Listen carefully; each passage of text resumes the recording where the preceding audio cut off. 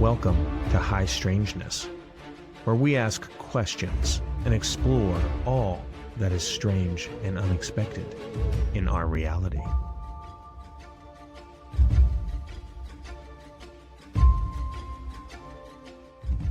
Welcome to High Strangeness. I'm Tony, and this is the place where we talk about all things strange and unexpected in our reality. But today's episode is not going to be about strange, but more about unexpected, as we learn more about a belief system or a religion of good people in our communities.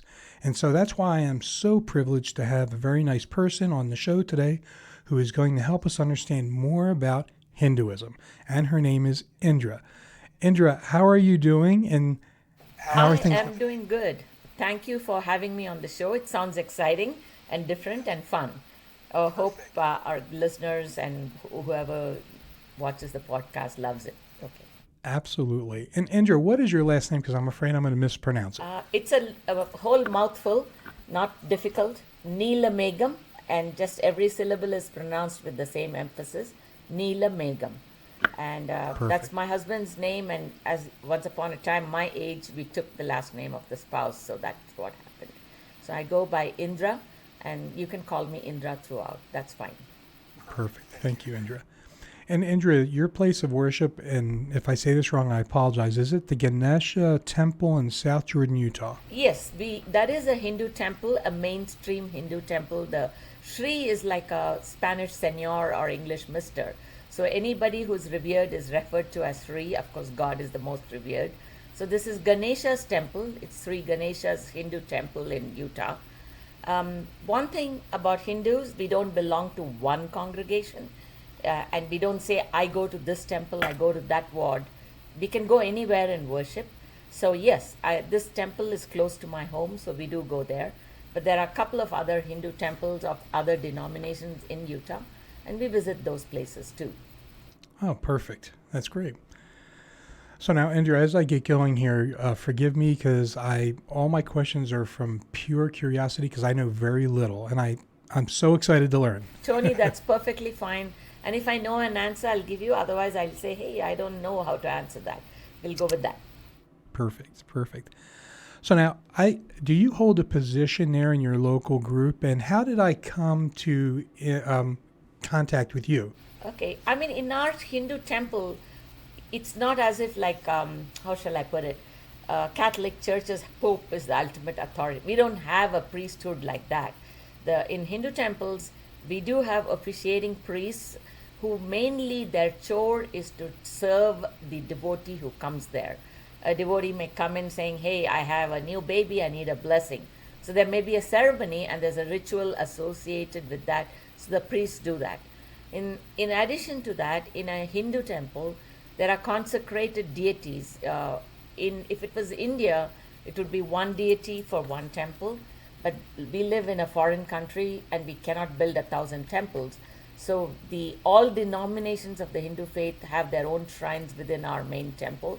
And we have about, I think there are 3 or 4 priests now at this South Jordan temple whose job is to do the rituals associated with each shrine, mainly cleansing, removing old flowers, incense sticks, redecorating the altar, and then there's a ritual prayer in the morning, afternoon, and evening.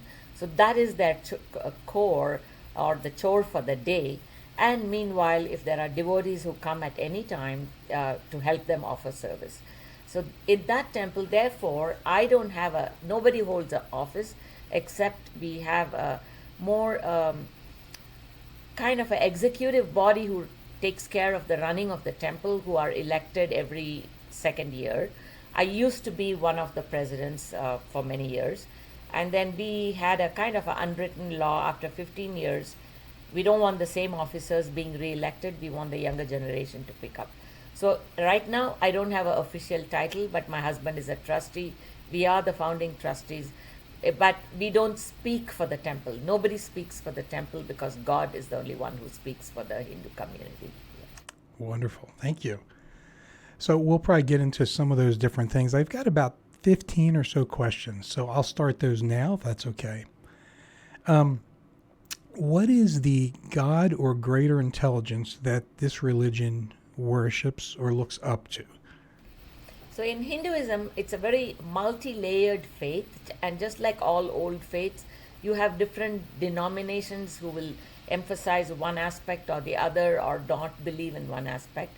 To give a very brief history, Hinduism, depending on which archaeologist or literary expert you talk to, they can date it as far back as 3rd century before Christ or 10th century before Christ. Depending, there are literary and astronomical evidences from old literature which show that this was a faith practiced as far back as 12,000 years ago.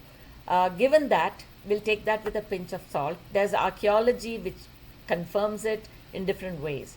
But that old faith is not what is the day-to-day faith of today. It's morphed into many things, assimilated, given up practices. Given that, your question was, who's the supreme deity?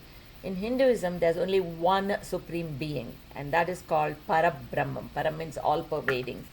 And that is neither man, nor woman, nor animal, nor insect. It's it, that's it. But we want a touchy-feely, day-to-day God or divinity whom we can feel more akin to or vibe with, right? So we have, if there are 1 billion people, we could possibly have 1 billion gods and goddesses. So this Parabrahman manifests into many deities. Some deities are more popular and well known in the Western, European, American culture. Some are not so well known. Some of the main ones they know are like Krishna or Rama or Durga or Sita, because these are names that have come down in English literature. Others, like for example, Karumari Amman, nobody knows. Muruga, which is very famous in Southeast Asia and southern India, is not very often known in the European culture-based or Abrahamic groups. Given that, so the supreme being can be seen as one deity of your household or deity of your community or village.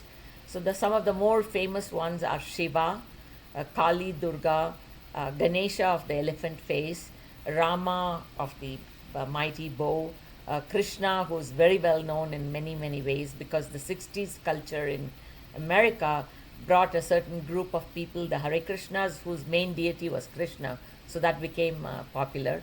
That's just another denomination of the Christian faith. Like, for example, we live in Utah. The major Christian denomination here is the Church of the Latter-day Saints. So that's just another denomination rather than Baptists or Catholics in Christianity. So that's just like that. The Hare Krishnas are another denomination of Hindu faith. And like all faiths of old times, there are a myriad denominations. And if you talk to a Hindu, they'll say, oh yeah, but that's not our practice in our household, is how they would say. Yes, but that's allowed. The reason that is variations in denominations. That's amazing. Thank you for taking the time to explain that, especially here in the United States where there's it's more Christianity for the most part, although that's changing. But to see the difference in some of these belief systems is amazing to see that. Thank you. And they package all other faiths as one faith. For example, all Muslims are grouped as Muslims. But if you go into countries where that religion is predominant, you'll see that there are various denominations and variations, and one denomination may not get along or may be all right with the other denominations. For example, the Iranian version of Muslim faith is different from Saudi Arabia's version. And it's so totally different from the Muslim faith practiced within India. So you have variations. Like that, Hinduism is clubbed as one faith, but truly speaking, it's a whole bunch of them. I love that. And that's the thing, about why I want to do this is to help show light to that, because people do group people and they think they're all the same belief system. So thank you for that. And it doesn't matter, because ultimately everybody says, okay, we are all the same, but our variation, my preferred way of dealing with this is different. Okay. Yes. So let me dive a little bit into just some core beliefs and teachings within the religion. Could you spend, just a very short period of time generalizing? What shall I say, elevator speech of Hinduism? Yes. Given that there's one all-pervading Parabrahman, and I can worship that God as Mother Goddess Durga, or Rama, the ideal man or symbol of ideal man, or the Machiavellian prince who brought about a whole conglomeration of princes, that is Krishna, the baby who was worshipped, the youth who was beloved of many, therefore he's celebrated in art and literature, and then in his later days he was a diplomat, really trying to monger peace between rival princes, which ultimately resulted in the first big world war, you can say. And there he gives a speech about what is Hinduism, which comes down to us as the song of God, which is Bhagavad Gita. Bhagavad means of God. The Gita is a song in which the core philosophy of Hinduism is pretty well explained in about 18 paragraphs. It's just 18 verses in this big epic poem, which has 18 chapters. One chapter in that, this is the Song of God, which is very well known because I think some of the famous personalities like Gandhi espoused the philosophy of the Gita. And then, like I said, the New Age culture picked up that book as a epitome of Hinduism. But if you ask me, I never read the Bhagavad Gita fully, and first time I read it was when I came to the United States. It's not a given Bible reading for Hinduism or anything like that. That brings us to Hinduism has no real founder. It was a way of life practiced in the early river deltas of northwestern India present day, and now most of that river is in Pakistan. And that culture spread all over, and that was the core basis of Hindu philosophy. The first gods or divinities they worshipped were nature divinities, Agni the fire, Indra the storm god, Saraswati the river goddess who provided nourishment, Shiva the one who nourished a community of citizens. So he was an urban god. So these were divinities of that ancient time. And as times passed by, Buddhism and Jainism, two offshoot faiths, took over. And if one emperor or king declared, I'll be this, the whole community converted automatically. Example, Constantine suddenly declared all of Europe will be Christian. And in one day, everybody became Christian, giving up the old Roman faith. So it's similar to that, and people are people everywhere. So Buddhism became very important, and the core philosophy of what they call the Vedic or old Hindu faith declined, and it got revived starting with around 1st century AD. People began to say you can worship in your own local language or dialect. You don't have to use Sanskrit, the whole liturgical language, like Latin to Christianity, old Christianity. Sanskrit was the old divine language. And people said, oh, not everybody understands. No, you can worship in Tamil, you can worship in Hindi or Urdu or Marathi, the local language. And there were bards and singers and revival poets. And that morphed into a more modern day Hinduism where the home shrine is the focus. The home shrine may be made up of pictures or little statuettes or just maybe a little lamp that is lit every day. If I can actually move my camera a little bit, I can show you my home shrine. See that? You can see it there. That's my home shrine. Okay, let's get that out of it. You can see the shrine space. The shrine space could be somewhere in a home shrine, in a little cubby hole, or a room devoted if you have more space.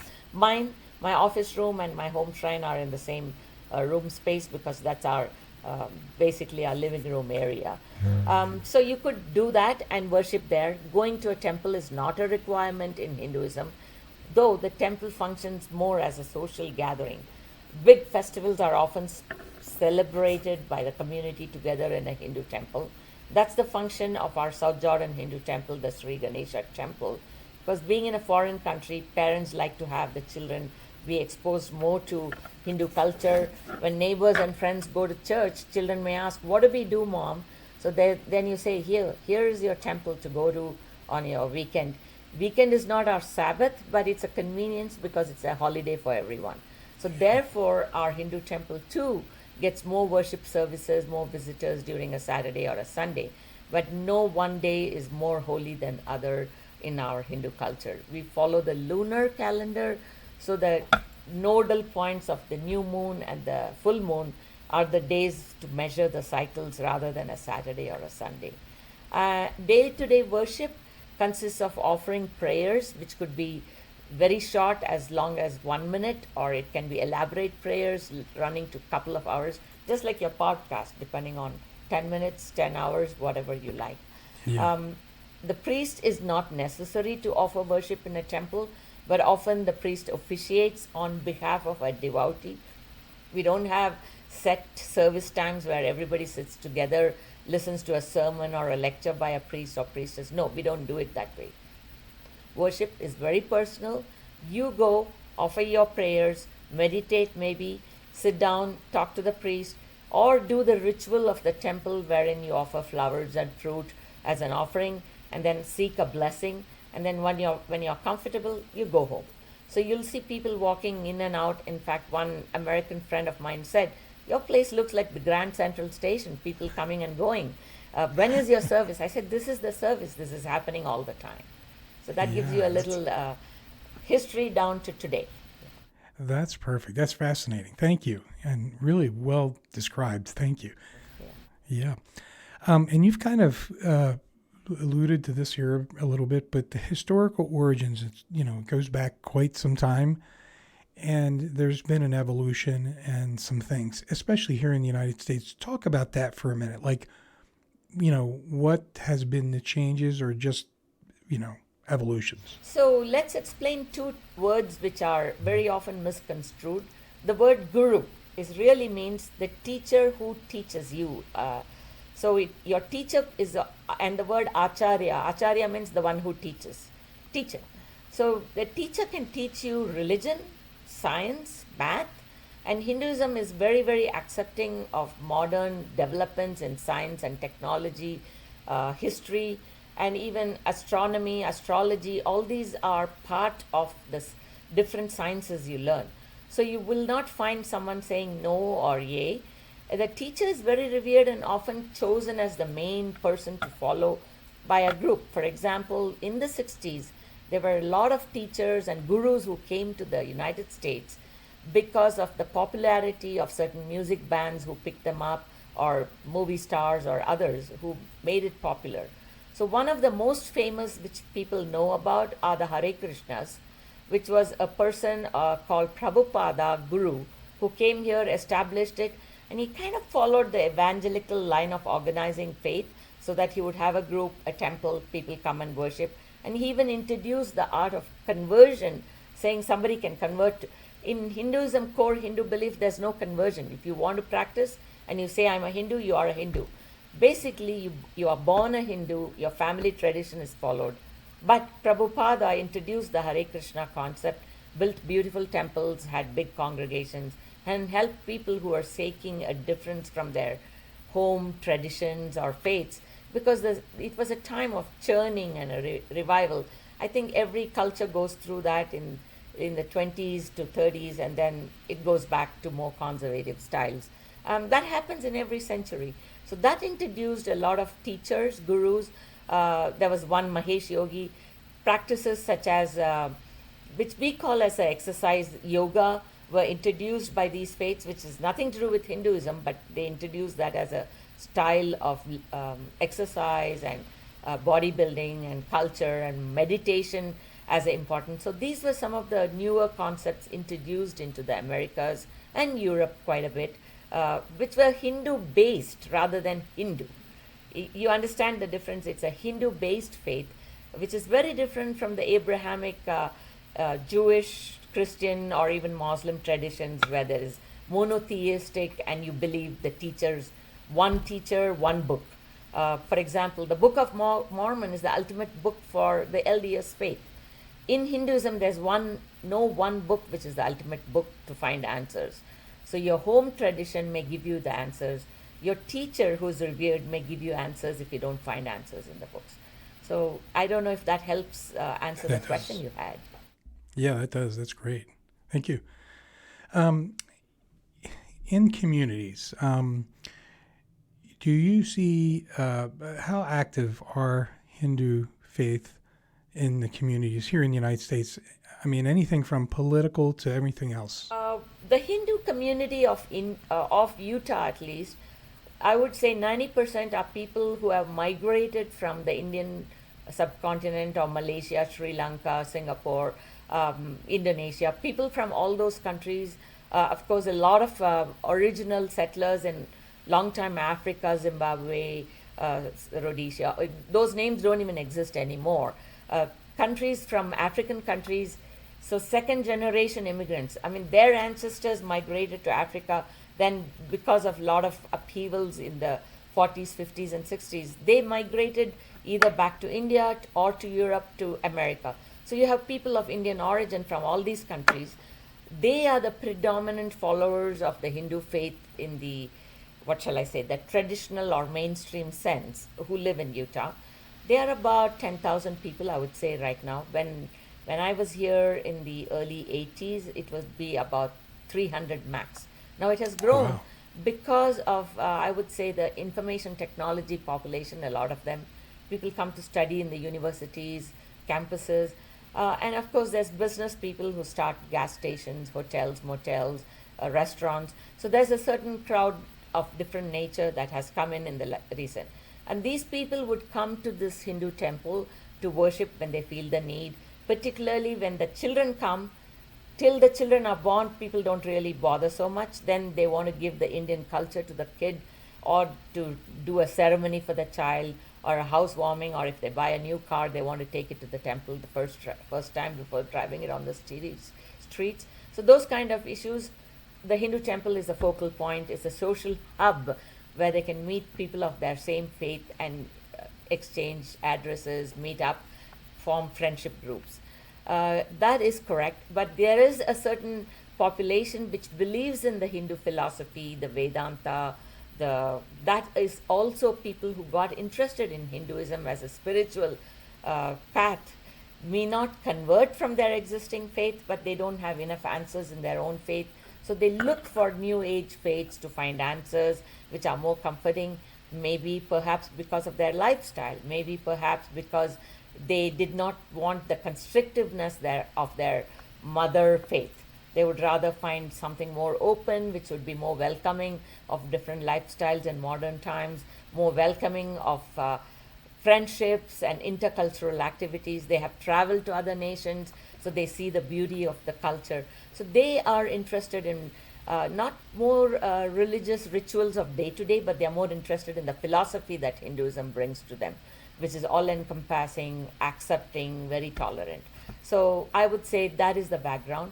So in Utah, there's a certain welcoming feature because I belong to the Interfaith Roundtable of Utah, where we have more than 30 different faith groups represented, predominantly Christian denominations, but there are several other faiths like the Baha'i, the Hindu, the Buddhist, the Jain traditions, the Sikh tradition is very important. So you have different traditions represented in this the Interfaith Roundtable of Utah. That itself, and I think you contacted me either through them or through our Hindu temple, and I'm pretty active in those groups. So I do see a lot of other faiths being represented in Utah. Hinduism, of course, is very popular, very welcoming among the neighbors because it's very colorful. And the younger generation loves all the, the trappings of colorful clothes, wearing the dot on the forehead, doing henna tattoos. All these are very nice for the younger generation. They feel, oh yeah, I can do that. The color festival in Spanish folk is very big among the students of BYU because it's like a, paintball festival, which has nothing to do with Hinduism, but it's held in a Hindu temple, and they feel it's more tolerant, accepting of little other life activities. So we do have the very traditional who just go worship, meditation, and the others who follow these other, day-to-day activities, cultural festivals, which are more friendly towards the younger generation. So we have them all. That's amazing. That's awesome. So one of the questions I have, and you just brought up the marking here. So I want to ask you about rituals and ceremonies. What are important ones? And then also, if you could explain a little the bit marking. about what does the dot on the forehead mean. Yeah. Okay, first I want to explain the dot is not something taught in Hinduism. It's a culture. It means you're happy. I don't ask a woman in America why she wears lipstick. Do you understand that? Yes. So lipstick is say, hey, I put on my face today before I stepped out. Once upon a time, a well-groomed woman, if you look at like old Lucy show and all that, she's always well-groomed, nice dress frock, shoes to match, and if they step out, they wore gloves and went out, or a scarf or a hat. Nobody wears a hat these days except a cap like you do.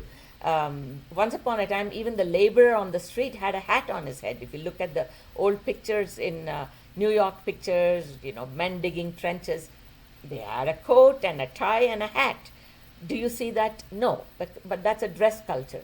Similarly, for Hindu women, or particularly women from India, you need not be a Hindu, you could have been even Christian. This is a forehead marking, is a symbol saying there. But there is a little more culture to it too. One of the sacramental offerings when you visit a shrine or even a home shrine, they would give you either red powder, white powder, or sandalwood powder, which is more yellowish. If it's pure, it would be more tan-colored powders. These are symbols saying I have been to a worship service, I'm putting it on my forehead, and usually the forehead marking sometimes denotes what denomination of Hinduism you belong to. For example, the worshippers of Shiva usually have a horizontal marking, which is ashen in color. Worshippers of, let's say, the Vishnu, the Krishna, will probably have a sandalwood marking, and it's more vertical in nature. Worshipper of the mother goddess will often have a big red dot. Both men and women wear it. For me, this is like, I'll show you how it works. It's just a sticker. So these days, sticker culture, it's easy to wear a dot. But originally, we would wear a red powder as the dot. Younger generation match it to their clothes. So if they're wearing blue, they would have a blue dot. More traditional and auspicious and accepted is the red one, because red is a very favorite color. Okay, going into that symbolism, given that background, a woman who is not in mourning or a person who is not in mourning will usually wear a dot or a forehead marking to say they are happy, everything is going good for them. If you don't have something on the forehead, often somebody will say, what's wrong? Why haven't you put a dot on? Are you mourning? Are you in mourning today? What's happening? So the biggest mourning for a woman would be the loss of her spouse. So widows usually did not wear the dot for many years. You still have that like in Italian, Sicilian, or even Greek culture where old style women wear black all the time. You'll see that in old movies. Not anymore. So black is the color of mourning for those Christian traditions. In Hindu culture, if you're in mourning, you don't put on a forehead marking unless that culture has changed. Now, it doesn't mean anymore that the woman is married or not married. Often you'd see on the internet, that means the woman is married. Okay, if you want to believe that, go ahead. We don't disabuse anyone of their beliefs. If that's what they want to believe, it's fine, that's what they believe. Is it a Hindu norm, teaching, or rule, or regulation, or a commandment? Sorry, no, it has nothing to do with Hinduism. It's a cultural denomination symbol, which is mostly used by Hindus. Therefore, people think of it as a Hindu symbol. Given that, and any ritual in a Hinduism is more family tradition based. So 10 families away, you might find a different tradition. For example, Northern Indian women often wore a scarf over their head. Nothing to do with Hinduism. You see pictures of old Hindu women. That was because there was a Muslim culture in Northern India, because there were Muslim conquerors. The Mughals conquered India, lasted there for 600 years. So that imposition of that Muslim culture to wear a headscarf morphed into a traditional Hindu woman wearing a sari draped over her head. If you go to southern India, you'll never find the women draping their head. We don't have to wear a headscarf to go into a church or a temple. We don't. In fact, in deep south, a woman wearing a scarf over her head would be considered a widow because she's draping her face to cover her face. She doesn't want to come out. So you see the cultural difference between different geographical reasons. So those are, sometimes we in America pick up one trait and say that is all Hinduism. Maybe, maybe not. That's all. I love that. Thank you for taking the time with that. Because one of the things is, I don't ever want to be disrespectful. And so a question like that, I don't know if it is or not disrespectful, but you explained all of that wonderfully. Thank you. Seeking curiosity builds bridges, because then misnomers, misbeliefs are now cleared up. Oh, that's what it means, so I'm not going to offend you. But if you understand why I wear a sari draped one way or the other, is it your religion? I don't know how to answer. just because you wear blue jeans, is it your religion? No. Maybe these days a particular red hat is a troop following of one kind, maybe. But does it mean that's your faith? No. I do believe in that system a lot, so I do this kind of clothing. For example, I wear the jacket I go to Columbia University, so I have a jacket. Or the U of U has got a red jacket, so when I go to a game at the University of Utah, I'm having my red jersey on. Is that my faith? No, it's a certain level of faith to follow that ball game, but not something I make my life decisions on, right? I love that. I love that. I love the way you're connecting things in a way that I relates know. to other I love areas. to connect it so people understand, and then they, oh yeah, you're just like us, kind of thing. Yes. My husband always says, a pinprick shows everybody's blood is red. Not even the kings have blue blood. So true. So true. The topics of morality and ethics. What is the position of the Hindu faith? You know, we live here in the United States where those ethics and belief systems are just shifting and changing based on Hollywood, different things. What is the position of So Hindu? there's one golden rule which applies to any kind of a people, which is do unto others what you would like to do for you, or don't do to others what you don't want happening to you. Don't step into another space. Practice your beliefs as long as you don't tread on somebody else's. That's the core value of Hinduism. And in Hinduism, we say there's a saying, all rivers flow in different speeds but become one with the ocean. So we say faith tradition can be myriad, various, some little more appropriate to one geographic terrain, some not so appropriate, but it all mingles with the same belief in God, ultimately. So that is, what shall I say, a norm in Hinduism, very accepting. If you go to a very traditional home, I have a very traditional aunt, and every Wednesday she said, no, I can't do things on Wednesday because I'm busy. Then we finally said, Padma, what is it that you're busy on? What is that? No, I go to the Catholic Church to say a novena.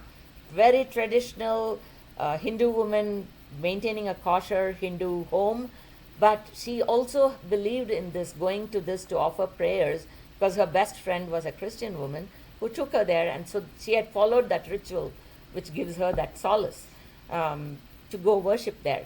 But she would also go to Hindu temples, do all the Hindu rituals. But to give you an example, she did not cease being a Hindu just because she went to a mass in a Catholic church. Right. To give that. And you'll often see, if travelers in India are amazed, they say, oh, I saw this. Particularly taxi drivers will have the picture of Jesus Christ, Ganesha, as well as a moon symbol of Muslim, to say everybody's equal to me, my passengers can be from different walks of life. So you'll see that, and across on the dashboard you'll have symbols of Ganesha, the cross, the Muslims, crescent moon, everything. So Hinduism doesn't say I exclude one faith. We accept the teachings of any teacher, given that the old faith, the Vedic faith, often morphed into accepting some rules, regulations, and interesting factors that became very important, also core values of Hinduism, of modern Hinduism. One big example I'll give you is being a vegetarian. The concept of vegetarian or non-killing of any life to promote or nourish yourself comes from, it was always there in Hinduism, but as a side thought. There's a faith called Jainism, wherein the practice of non-violence was very, very important. In fact, some of the Jains, Orthodox, they'll wear a mask like we do during COVID times, so that they will not inherently harm even insects flying around in the air. They will be sweeping the floor as they walk, so that they don't harm the ants and other insects that are on the ground. Mahatma Gandhi had neighbors who were Jains, so he followed that. So this principle of non-violence, ahimsa, comes from that faith. And Hinduism accepted that, and a certain percentage, about 10% of Hindus, accepted that non-violence to any human being to nourish your body, morphed into being a vegetarian, to not eat meat, fish, fowl, or anything that walks or swims or flies. So that is and in America we think all Hindus are vegetarian. Not true.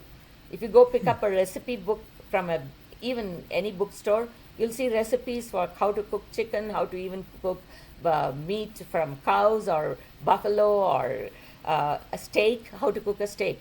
How did that come into an Indian recipe book? That's because Indians do eat all that. They revere animals. Just we love my dog, we love my cat. Look at the grocery aisle. There's 2 big aisles of pet food. I cannot imagine killing a dog and eating that in this country. But Koreans eat dog meat. Very many Far East communities eat that, but not here. Okay, Right. so why do it's like that. I don't eat cow is because I revere this is the tractor in my field. It plows my field, it gives the fertilizer for my field, it gives me the milk to nourish my kid. And if I kill the goose that lays the golden egg, I have no more eggs for the next day, right? So if I kill this calf and this cow, I don't have the resources to continue my practices of agricultural practices. I don't have a tractor anymore to plow the field. I don't have milk to nourish my kid. So don't kill that cow. That is how that concept of I revere the cow as the goddess of Lakshmi who gives me the fertilizer, who gives me that very nourishing protein source of milk. That is what that is goddess is. So I'm not worshipping in the sense of God like the Christian faith. It is a very revered animal. That's one animal I will not kill because it's needed. Very often at the end of life for that creature, it is, the rendering facility renders it and its skin and bone is used for other things and goes on life like that. So that is one of the, concepts and misconceptions related to Hinduism. Then the other thing is, don't you have a Hindu Bible is often people ask. First of all, Bible is a terminology very Christian in word. It means the sacred book for that faith. In Hinduism, we have many books. One of the most oldest texts, which was never written down, but it was written down in late years, about only 2,000 years ago, is the Veda. The Veda means the book of knowledge, and there are 4 divisions of the Vedas, and it was always memorized. So it was not easy for people to memorize these thousands of verses, so they divided it into 4. So one group of people followed one Veda, means they memorized that. It's like the encyclopedia of old times. The priestly class, their duty was only to memorize this so the knowledge doesn't get lost. It was never written down, so generation after generation, this was our library. So they said, okay, you do your job of learning this and teaching it to the next generation. To feed you, house you, I'll take care. So people will give you the money so you don't have to tend your field or tend your sheep. We'll take care of it. Your only job is to learn and to teach. So that became the priestly. And since they were the learned scientists, they could impart not only religious knowledge, science knowledge, math, physics, anything to anybody. So these were the learned, the Brahmins. Brahmin comes from the word Parabrahmam, the one who knows God. So he's the Brahmin, she is the Brahmin. So there was a group of people dedicated to doing that. Just like we had a group of people who were weavers, so who spun the cloth that you could wear and keep yourself comfortable in cold and heat. So that was the division of labor which came from ancient times. Modern times it morphed into a caste system saying, very rigid, sometimes not so rigid. This is your job duty, this is your trade guild. If you look at European history, a silversmith had to be apprenticed to learn silversmithy. A carpenter had to be apprenticed to the carpenter guild. A baker was apprenticed to the baker guild. Not anymore. Now anybody can do any trade, and that is our modern time. And the same thing with Hindu castes. Once upon a time, the caste defined your role in society, your occupation predominantly, and your food habits. Not anymore. It morphs. Are they still rigid? Yeah, our politicians want to get their vote banks. So it's like, say, I have my vote bank from evangelical Christians, right?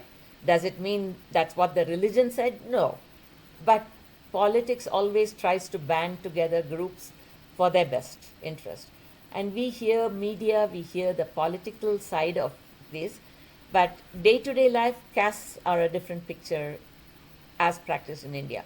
Often, people married within their own caste groups, and that is the preferred methodology. For example, a Catholic child, the mother would say, I prefer they would marry a Catholic or somebody in my church.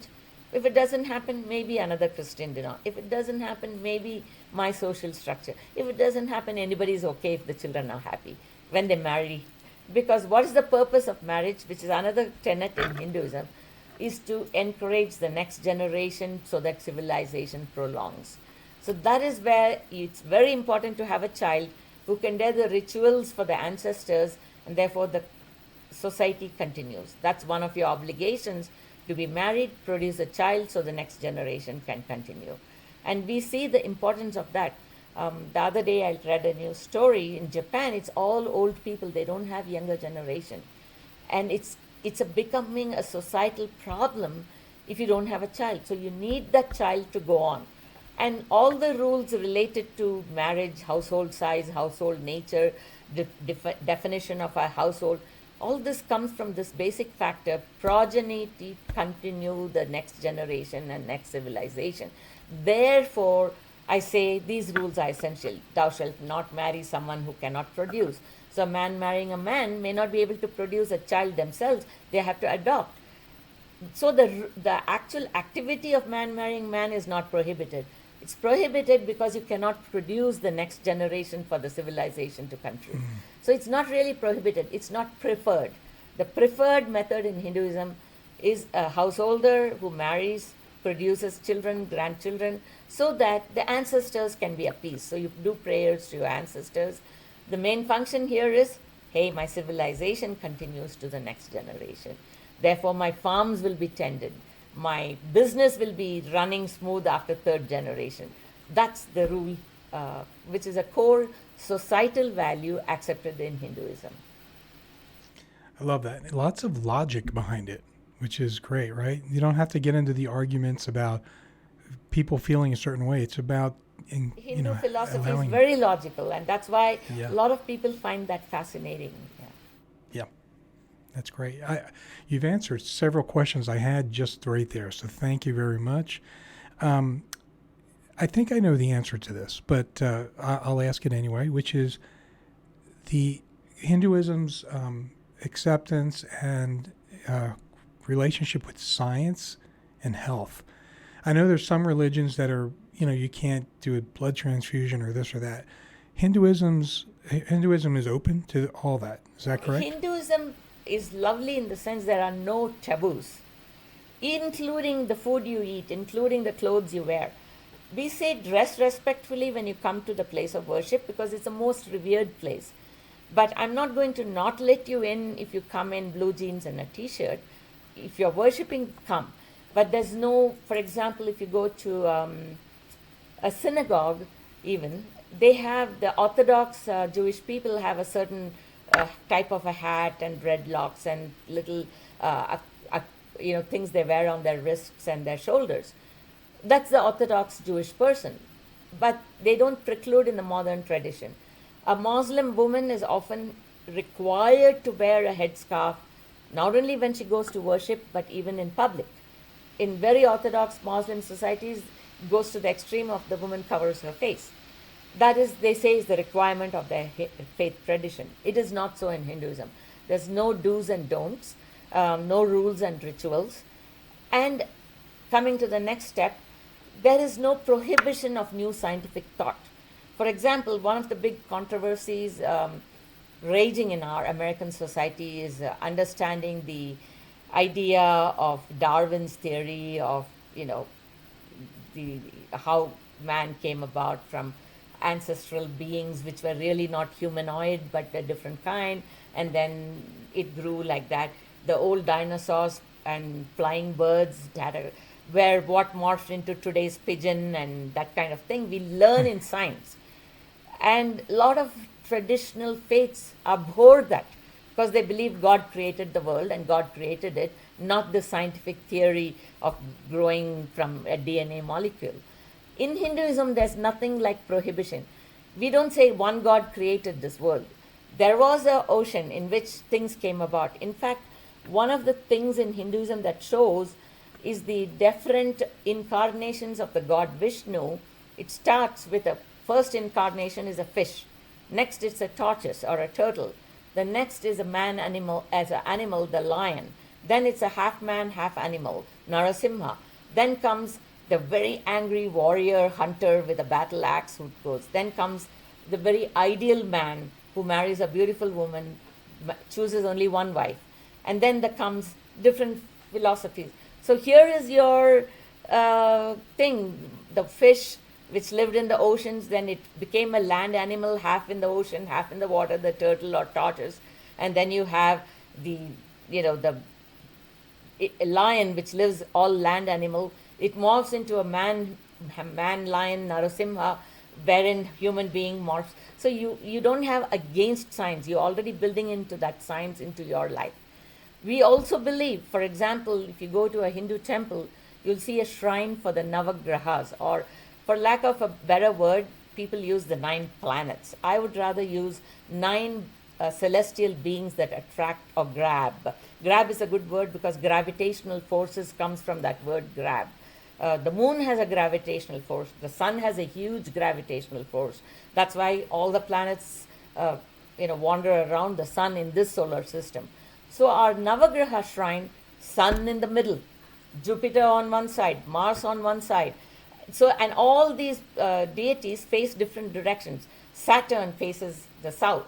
So they knew very well that these are planets which were revolving. How did they know? Who made it up? Is it against science? No. Science accepted it. We have satellites and things like that. We are not against it. It kind of includes in Hindu faith. Hindu faith says, oh, well, God created everything. God's world or universe, which was self-emergent, has all these, and accept them. And science's teachings are not against your faith. What you practice as faith doesn't matter. You'll see the biggest atomic scientists in India, very traditional home flavor. Doesn't go one against the other. What I practice for faith, my belief, my touchy-feely God, where I light a incense stick, light a lamp, offer flowers, nothing against believing in satellites or going to space on a spaceship or creating an atomic nuclear center to light up my town. One is not against the other because of faith. It may be because of environmental reasons, other reasons, but not faith taboo. For example, if you read epics in Indian culture or Hindu culture, the Ramayana talks about Rama flying from Sri Lanka up to his hometown near Delhi because he had to reach the home before his brother committed suicide, because the view was, I will come back on the 14th year. If you don't see me, then the kingdom is yours. But the brother says, no, my dear brother, this kingdom is yours. If you don't turn up on that after that 14th year, I will self-immolate and commit suicide. So the brother was very eager to get back to that hometown. So he commandeered a flying object called the Pushpaka Vimana, which is nothing but the plane, which flew very quickly to traverse this 2,000 miles so he could get home on time. Then there's another one which talks about Shiva destroying the 3 flying citadel monsters. So these were monsters or very evil kings who each built a flying city, which was either made of iron or brass or silver or gold, and they were flying around destroying the whole universe and destroying the order of the universal thing. And Shiva, apparently, these could be destroyed only if they aligned in one line during their course of rotation, and then Shiva could destroy it with a nuclear weapon, which is the Pashupata Astra. Astra means weapon. So we understand that there are certain times in the astronomy, if you look from one perspective as zenith at that place, you can see these planets and stars aligned in a certain line. So then you can understand, the star hidden behind another star. Now you can see what the structure of it because of the light emitting differences. That science is very acceptable and understandable for a Hindu. It doesn't go against their faith. Flying objects, well, our stories and epics and mythology tells us about flying objects which the divine beings used. There's the flying elephant of Indra with 7 tusks and 5 trunks, which was a gigantic thing which could go across time to different planets. No problem. We understand that easily. I love that. That's great. Really, a lot of good things other belief systems can pick up from Hinduism.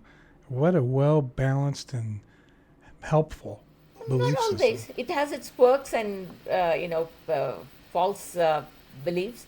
For example, when I used to watch Star Trek, the very first Star Trek, I said these guys must have read Hindu philosophy because every episode had a little core value which was so universal. It was new to our audience here in America, but there's one episode where they go in search of a fellow traveler. She has become one with the community there, and Captain Kirk or somebody finds it saying she is one of the many sentient beings in that planet. And for them, but she is one, but she's also the many. That comes from the Hindu philosophy saying when a person dies, that soul becomes one with God, lives in a world of the Pitrus where all are equal. At the times you can take, it's like a drop of water dropped into an ocean. Till you pick it up in a cup, till then is the ocean. But when you fill up a cup with that salty water, now it's a cup of salty water. So it can be the separate, it can be the same. So those concepts are very easy to explain through Hindu teachings and Hindu philosophy. I love that.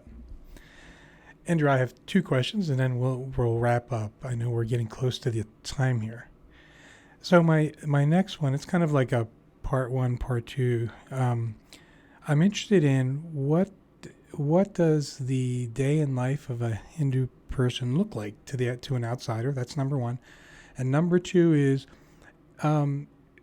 anybody allowed or available to come in and visit one of the temples and participate in any of these belief systems? Oh yeah, the Hindu temple is all welcoming. We used to be open 24/7, but after a lot of the hijinks of terrorist activities, the local law enforcement advised us to put security cameras and close the doors when nobody else is there, even if the priest has gone home for his lunch break. Don't leave the doors open, please close them for security purposes. Nothing to do with our ritual. So our Hindu temple is open usually from 8 in the morning till noon on weekdays, and then from noon to 5 the priest goes home for lunch. But if somebody says, I can only come during my lunch break, I want to come, if they call ahead, the priest will come and be available to open the doors.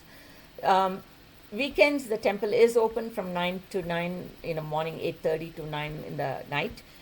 During open times, anybody is welcome to visit. They can always come. If there are other devotees, they can talk to them. If the priest is free, you can talk to them, ask questions. Or if you want a specialized tour, hey, I'm coming to visit, can somebody come in to answer my questions? We will arrange for a volunteer to be there to help you. Or you can talk to anybody in the temple. There's no restrictions or questions. You may hear answers which are as varied as the people at the temple. And there'll be always the core value there. One of the only rule we say is any place of worship is very revered. We don't wear shoes inside the sacred space. There are places to leave the shoes outside before you entering that worship area. That is because even in our homes, if you go to Hawaii, you'll see they remove their shoes before they get into the house. Very American, right? So even here, we remove our shoes. We don't wear the street shoes inside the home shoes. They may wear a different set of footwear, or keep your socks on when you go in. That's the only rule. And we prefer modest, no tone jeans, which seems to be a culture where you pay $400 for something that's tone up. The beggar on the street will say, why are you wearing tone clothes? Do you want me to give you something to wear better? No, I paid $400 for these pair of jeans. Like that. So, but in our temple, we recommend no tone clothes, shoulders covered, modesty. Main reason is you're not a distraction for other devotees. The child may be looking at you rather than looking at God if you're dressed oddly or funnily. That's all. When you go to a very logical important place or you visit the governor's office, you wear decent clothes, and it's not saying you have to wear a suit and coat, but decent clothes. That's all. Any place of worship that's the only rule we have. The inside temple hall, you don't wear shoes. But the rest of the area, in the gardens, using the restrooms, you can keep your shoes on. So anybody is welcome. So that was the easy part of the question. The first question you had was my daily ritual. A Hindu doesn't have a prescribed ritual, but one of the, daily routines we practice is we pray at least for a minute. The prayer doesn't have to be offered by sitting in front of a shrine. For example, my grandma would be cooking and reciting her prayers loudly so we could hear. So by the time she finished her prayer songs, the cooking also would be done for the morning. So my ritual is, as soon as I wake up, I make sure that the shrine is clean, remove old flowers and matchsticks and stuff which were used to light the incense and the lamp. Light the lamp if my spouse has not already lit it. Maybe pray for a few minutes there. If I have time, sit for a longer time in meditation, because it's calming for me as I grow older. Or not, that's the first step in the religion or shrine worship part. Throughout the day, God is remembered in many ways. For example, one of the prayers we teach young children is, as soon as you wake up, look at the palm of your hands. There is the goddess of wealth, the goddess of learning, and the goddess of ability in your hands. What is it saying? Everything is in your hands. How you learn, what your skill set is, that's what makes you as a man or a woman. So that is Karagre Lakshmi Karamule tu Saraswati. I'm worshipping you, O goddess who lives in my hand. I'm worshipping my own ability. That's my first morning. So then when we cook, we don't taste the food. Often when I say cooking shows and people dipping it, I go. Because we do not taste the food till it's offered to divinity for a blessing, and then we eat. Then we feel it's a nourishing food. In fact, at home I'm lazy, so I have a picture of the God above my stove. So as soon as I cook, I offer it to God. Now I can take it to the dining table to eat. More orthodox people would carry a tray of food to the shrine room, offer it to God before they all start eating. So that's one of the daily rituals. Very traditional homes, the shrine lamp is lit even again in the evening before dusk. And before you go to bed, you offer a silent prayer. You don't have to kneel near the bed to offer my night prayer. It's just a mental prayer you offer, saying, this day has gone well, let my next day be well. The Sanskrit prayer, I speak the prayer in Sanskrit language because that's how I learned it. It could be in Tamil, it could be in Hindi. It could even be in English, because children growing up in America learn English. So we teach them to say the prayer in English. So that's my daily ritual. That's wonderful. Thank you. If people want to learn more about Hinduism, is there a place they can go to online or something to just learn more information that's accurate and correct? We call it the Google Mommy or the Google Master. It gives you a lot of answers. Research many websites before you conclude one or the other. One policy is, a lot of people take the writing of one, rewrite it, so people say it's correct. I'll give you a simple example, like the concept of Trinity. It's imposed on Hinduism because the old missionaries who went to India wanted something they could vibe with, which was similar to their Christian tradition of God, the Son, and the Holy Spirit. So they gave a Trinity to Hinduism, saying Brahma the creator, Vishnu the preserver, Shiva the destroyer. Nothing like that in Hinduism. We don't have a Trinity concept.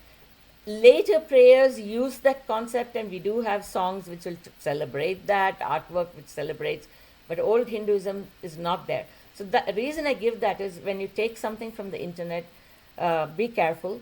One I like is, which is very understandable for modern concepts, is the Himalayan Academy. The Kauai Hindu Monastery puts out a lot of literature in English, which is a very good place to go to. Research it on Wikipedia is a very good resource, but make sure that their references are good, not one fellow or one woman. You need multiple references. Like in journalism, we say, first reference, confirm it by 2 independent sources. That's what I would do. Look it up in the internet, easy to follow. The website of the Ganesha Hindu temple, Utah Ganesha, also has some little bit of concise literature to help understand. We live in a world of where there's media is ablaze. There are podcasts like yours. There are YouTube channels which talk about Hinduism in great depth. Listen to it, and if something doesn't make sense, listen to an opposing view and try to understand both.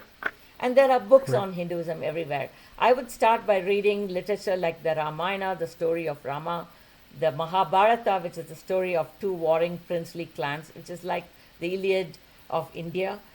Those give a lot of explanation of the moral structure of Hindu communities. Great advice. Thank you very much. Indra, this has been wonderful. Lots of good information here. Thank you so much for that and for your time. I know you're very busy, So I appreciate you spending some time with us today. I'm glad you made time for me, and this worked out perfect for me. Awesome. Well, as we wrap up the interview and the episode here today, I just want to say to everybody out there, there you go. We have wonderful people living in our communities, Hinduism. Continue to learn more about it. And not about this, but every episode I say this for my other topics. Remember, there's a lot of strange and unexpected in our reality, so always keep your eyes, ears, and minds open. And until next time, stay safe. Stay safe and namaste. Thank you. Thank you for listening to High Strangeness. This was a glance at some of the strange that exists in our reality.